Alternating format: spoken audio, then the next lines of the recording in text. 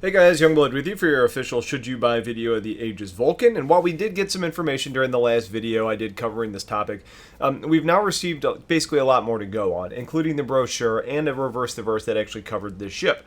So the official price is $200 if you want to use credits or a non-war bond price. And if you want the blue or yellow skins, it's going to be an additional $10.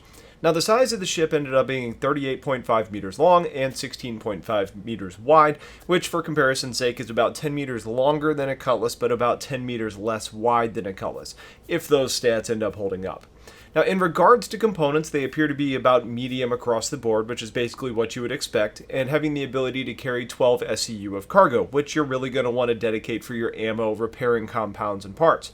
Part of the reason for that is that you're not really going to be magically creating what you need. You actually have to have the materials to get the job done, whether that be the specific type of ammo that your client needs or the right materials, or the right parts to actually that are required to repair on the other ship.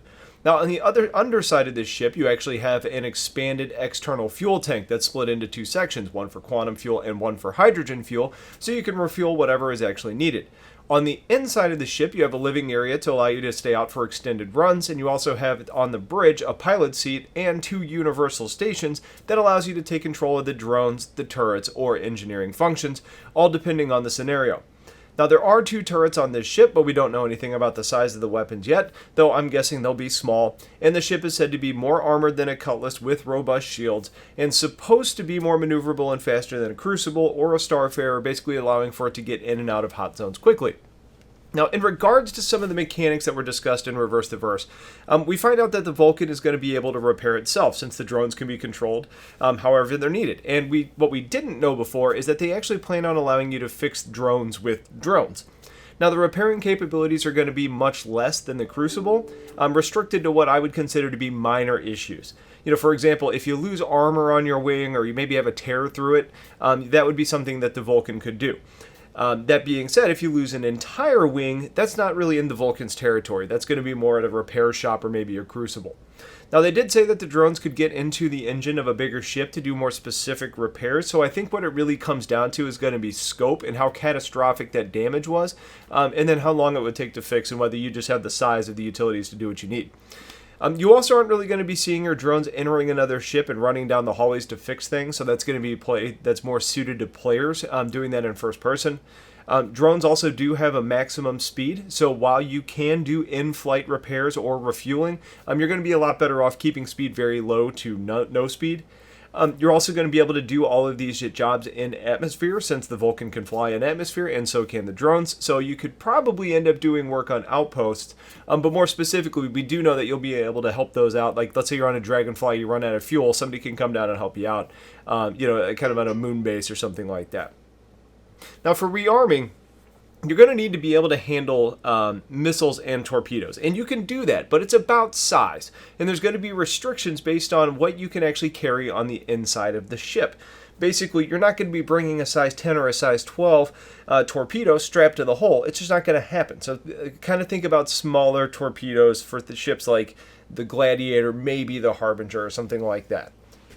Speaking of repair, they did mention that some people may find that they would rather sacrifice the speed that it takes to get to the repair and basically hang around a truck stop, wait to get a call, find out exactly what that person needs, then go in, buy what they need, and then deploy to that location.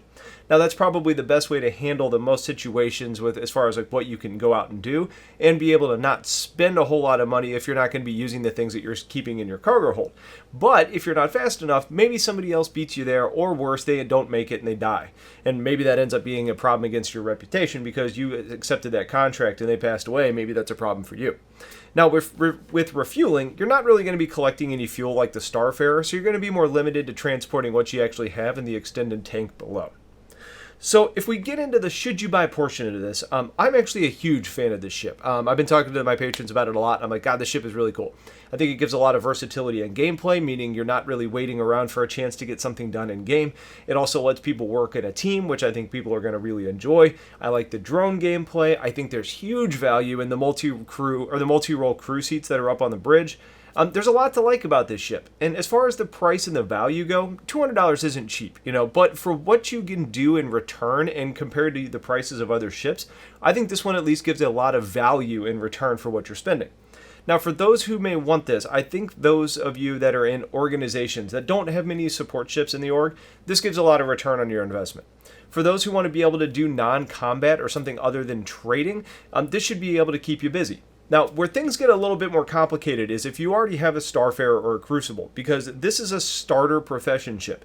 It's not going to compete with what you already have for overall production and scale, but it is going to at least give you a cheaper operating ship that you could use in different situations. So what I would say is, if you have a Crucible and a Starfarer and you bought those because they were the only game in town, decide how much time you actually want to dedicate to that craft, and if it's not a lot, I'd go with this smaller option. Now, if you have a passion for being a support person in game and you've already got the bigger ones, keep those. Maybe pass on this, unless you just want something smaller on crew size to use when your organization isn't around. I think there's times where you may end up want to have, this for like slower periods, but you've got your other ones for bigger org operations. It just kind of depends on how dedicated you are to this. Now, the easy pass is here for people that shouldn't want this. Anybody who only wants to fight, only wants to haul cargo, only wants to explore, this ship isn't going to do that. Basically, if you want to do anything that isn't repair, refuel, or rearm, this ship is not the right one for you. So hopefully this new information helps you out if you're deciding if you want to make a purchase or not. I'm planning on melting something to pick this up, so it has my seal of approval. But anyways, thanks for watching. Get your questions in below. Have yourselves a wonderful day, and take care.